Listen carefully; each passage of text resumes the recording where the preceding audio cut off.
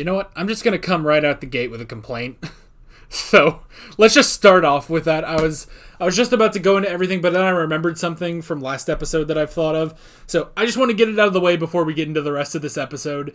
Last episode, we have this whole thing of, oh, my hero is so depressing now, blah, blah, blah. Anyway, one of the big things that is now annoying me is Deku's new costume. I hate it because it's so not Deku. Like, I get it. It's perfect because he's all depressed right now, which I hate that too. But he's kind of depressed right now, so, he's got this sort of more terrifying cowl. The point is to be All Might, you dumbass. The point is to be All Might. And with this mask, it's completely gone. He's not All Might anymore. I said, oh, he's like Batman. Batman isn't fucking All Might. And right now, you fucking need All Might. God. Ugh. Hey guys, Alex from 7th Hour Films back again with My Hero Academia. Last time on My Hero Academia, we had full power with 2 exclamation points. Anyway, we had Deku going off on his own, kind of on his own. He's with All Might. He's working with Endeavor, Hawks, and Best Jeanist. So, he's not really alone. It could be worse. He could actually be on his own, and that wouldn't be good. Anyway, he had a rematch with Muscular, which was not nearly as interesting as the first fight with Muscular, but whatever. Also, Shindo was there. And yeah, he is starting to... There are people out there who are starting to see him and be inspired, except he's not being what he should be the whole time, which is All Might. Because if there's one thing Deku is awful at being, it's All Might. It's always been All Might. Tanjiro Kamino is a better All Might in Demon Slayer. I just watched Demon Slayer, so it's just fresh on my mind.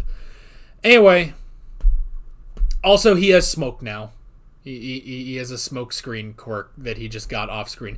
Let's see what quirk he gets off screen this episode, if any. So...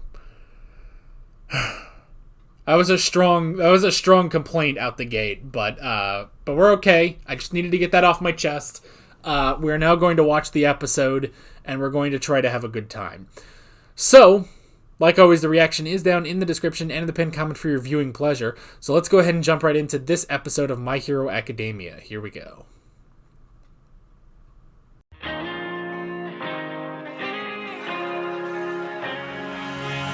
Okay. Interesting. The Lady Nagant, a sniper, an ex-hero, and now working for All for One, unfortunately.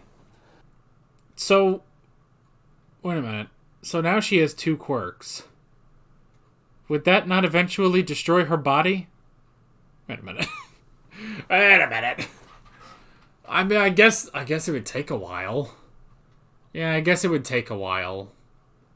Meh. I don't know. I'm glad that they still have Overhaul. Because I'd rather watch Overhaul than Stain. Or All for One at this point. Because again, I have voiced my displeasure at what has happened to All for One. Where he used to be this really, really interesting villain, and now he's just generic villain man.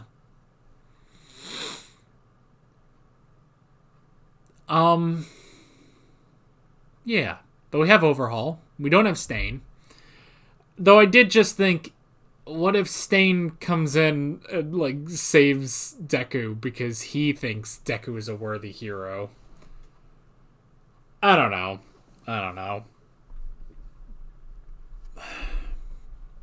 Man, I had a joke at some point. I can't for the life of me remember what it was now. Alright, I remembered what I was going to say. It was the Spike Spiegel line. I love a woman who will actually just kill me. That was it. I finally remembered after the recording. Yeah. Oh, well. Well, she's hot. Let's start with that.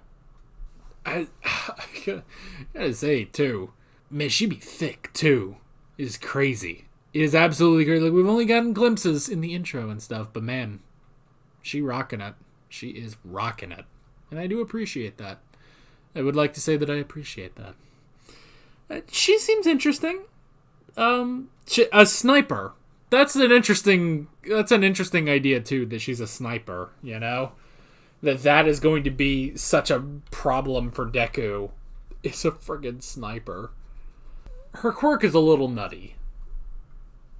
I will say that. Her quirk is a little nutty, that she takes pieces of her hair, pops it off. It then hardens into a bullet. She loads it into her hand, and then her elbow comes undone and becomes a sniper rifle. That's a little much. That's a little specific. You know what? It reminds me of the camera guy, the camera lens guy. Like, that's where the quirks are a little too goofy. But, whatever. But yeah, she's an ex-hero, which is interesting. She used to work with Hawks. I can just hear the fan artists just going nuts already. Crazy. Yeah. Other stuff this episode. Racism. Again, I've already made it very clear that I don't... it's like... The whole thing with the public... It's one of those things that... I suppose, yes, is realistic. It's what you would think would happen. But at the same time, when there's a giant terrorist attack, I wouldn't necessarily blame the heroes. And think about, they were proactive. Those heroes were proactive. If they hadn't done that, and Shigaraki attacked a month later like was planned, there would be nothing. Absolutely nothing, and they wouldn't have been able to defeat him. So all of this is still a better scenario. It still sucks, yes, but I don't know, man. Like, I wouldn't be out there blaming the heroes like, oh, it's your fault. It's like, well, no, villains are attacking. The most you can get away with is, yeah, you can blame Endeavor for Dabi. That, well, yeah. But you can't really blame the heroes for all of this. Except the heroes that have quit. You can blame those fuckers. So yeah, there's racism. And yeah, it's like, oh, it's like the old days. Back before there were really pro-heroes, you know? Which one of you guys actually told me that Banjo, the 5th user, he was the first one to be a pro-hero. The first 4 were never pro-heroes because that wasn't a thing. Which, also, those first 3, they churned through them pretty quick then. They churned through them all pretty quick because, yeah, 2 and 3, they look like they were Metal Liberation Army soldiers. I don't know. Like, am I getting the wrong thing from that? They look like they would be with the original Destro. But I don't know. But yeah, but they had the goal of killing All for One, and they found his little brother, but they reached out, and so the red-haired one became the second user. But that's the thing, is seeing all 3 of them like that, it's like, oh, this ain't like, you know, what it is now, like, oh yeah, All Might had the power for 40 years or whatever, and then passed it on to Deku. Like, no, that was like, I don't know, I'm gonna say maybe max 10 years those 3 had it. Like, the brother had it, and then he clearly passed it on to the red-haired guy. He quickly had to have passed it on to his friend. And he became the 3rd user. Eventually, he was able to pass it on to someone else, you know, someone outside of the army, basically. And then he went off. He looked at his predecessors and was like, nope. And he went off and was a hermit for 18 years. And quite frankly, I don't blame him. After seeing now about the first three, it's like, yeah, I don't blame that guy for going off. Like, you know what? I'm just gonna beef this up as best I can and pass it on. You know, he probably would have gone another 40 years if the Quark hadn't destroyed his body. You know, but that was an interesting thing, and I do like them, all of them talking about you know, putting their hopes in Deku. You know, but they gotta do that. You know, they gotta put their hopes in Deku. And I like how the original user even says, you know, you have to believe it on some level, otherwise you wouldn't have manifested here, you know? So they finally came around, even though it's such a strange thing to them. It's such a foreign concept, basically. They are willing to help if it means taking out All for One. So all 8 previous users are there backing up Deku, with one of them still being alive. That's the thing. One of them is still alive, All Might. But that's interesting. I do also like still Banjo. He just goes up and he puts his arm around Deku like, you gotta get used to everybody's quirks and stuff. Again, though, because again, it's my personal theory, which is 100% disproven, but it's my personal theory that all of the users were as dumb as All Might. Obviously, that's not really the case, but I don't know. I want to see that from Shimura too. I get the others aren't really like that. It's really just Banjo who's kind of got that goofier streak like All Might had, you know. But I want to see it. I want them all to like hang out, tell war stories. For some of them, literal war stories. I don't know. But even like you could tell good stories. You had to have had some good stories. Maybe not the 4th user. I mean, all of his stories were basically just, and then I went and I trained. I destroyed a rock, you know? But some of them, I don't know. I'm sure there were some good moments as soldiers, you know, something. I'm sure Banjo has plenty of stories. And he seems like a chill guy. Chimera, she got married. There was some good in her life at some point. I mean, pretty much from what I can tell, her life was fine. It was fine. It was nice. It was happy. And then her husband fucking died. And then her husband was murdered brutally by All for One. So, story from before then. I don't know. Also, the whole thing of All for One needing to steal One for All, and he needs the booster of hatred and stuff. It's so fucking stupid. It just feels like the whole Kylo Ren thing, where The Last Jedi clearly wanted to make Kylo Ren the main villain, and I know a lot of people have a lot of opinions on The Last Jedi. I thought that was a good idea, though, because I thought, okay, Kylo Ren, you can do something interesting with that. That's very different from, you know, the original trilogy. That'll diverge us from the original trilogy. We can do something new and interesting. And fucking hell, Adam Driver's such a great fucking actor. You could pull that off. And then, you know, Disney got scared and they were like, somehow Palpatine has returned, you know? It's the same thing here. That, like, Shigaraki was such an interesting villain, and All for One had served his purpose, you know? And it was such a different thing, you know? All for One and Shigaraki's dynamic was such a different, unique thing. And then the writer got scared, and he was like, All for One, he's back now. Even though, like, even in that scene where he's talking to Nagant, which, something about that doesn't sound like how that should be said, but I don't know. I'd have to watch the sub, see how they say it. But when he was in that scene where he was talking to Nagant, like the cloud or the smoke clears away and he's there. He's freaking huge, at least compared to her. But he's freaking tall. But again, he's got that giant freaking life support system on him. It's like, why is this guy threatening? He's not. Like, him being out and about, it's like, yeah, he's gonna walk 3 steps and break his hip. He's all like, what do you... This dude's not a threat anymore, which is why he's trying to take Shigaraki's body, but he literally can't, though.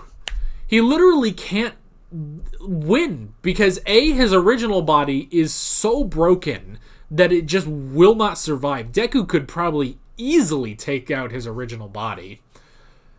And that's just because of all the damage All Might has done to it, you know? And B, Shigaraki can never get to 100% of his power. Because A, he doesn't have the equipment, and B, he doesn't have a month. That's the thing, he still needed another month in order to do that, so it just wouldn't have worked. Like, there's literally no way Shigaraki can win, you know? Unless they're going solely on the fact that Deku doesn't have Bakugo. That's where the stakes come, because otherwise, yeah, Shigaraki can't win. I'm sorry to say, he got his ass kicked. He got his ass summarily kicked, and the only reason he was able to get up was because he still had a bunch of Nomu, of which right now he only has 7 Nomu, and he had Makia. And he don't got Makia no more. And even then, it was really that he had Mr. Compress. Compress got him out of there. He doesn't have Compress anymore. Who's gonna get him out? Spinner? I don't think so. And I like Spinner now, but still. And Spinner's second guessing all of this anyway, so. So yeah, the whole thing, he needs all the spite. It's like, this isn't going to work. Nothing about this situation will work for All For One, you know? Unless he gets some sort of bullshit, like, I got the Requiem arrow, therefore I win. And it's like, no.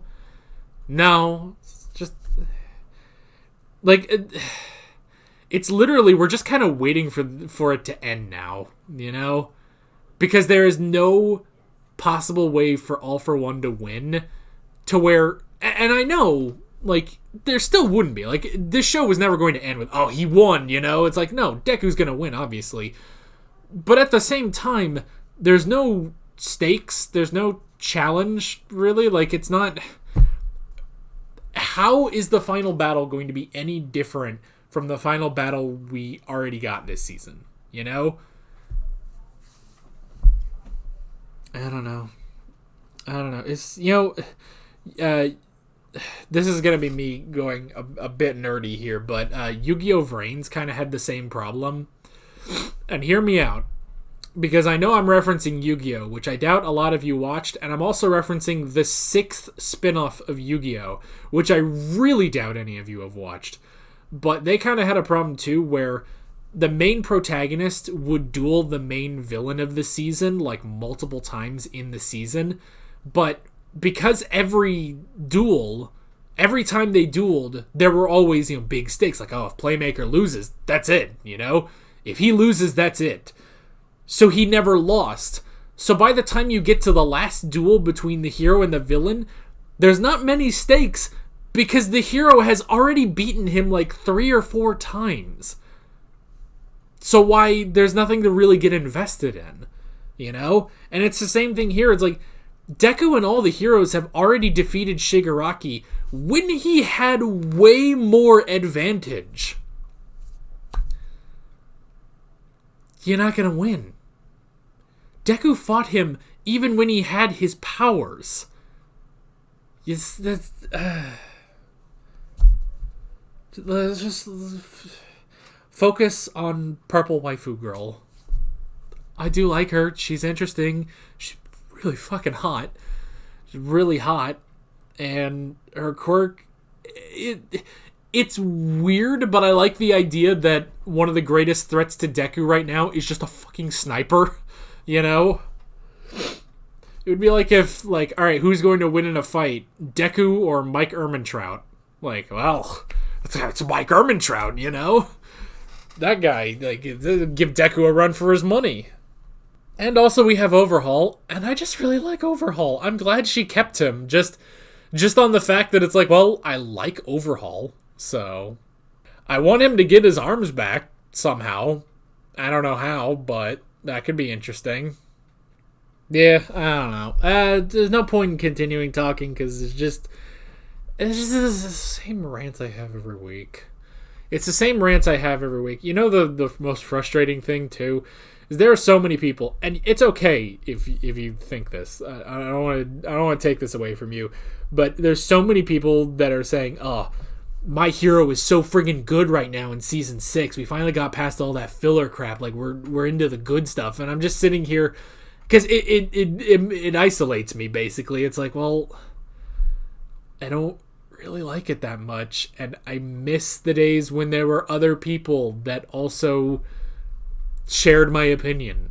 But I guess that's my problem. I don't know.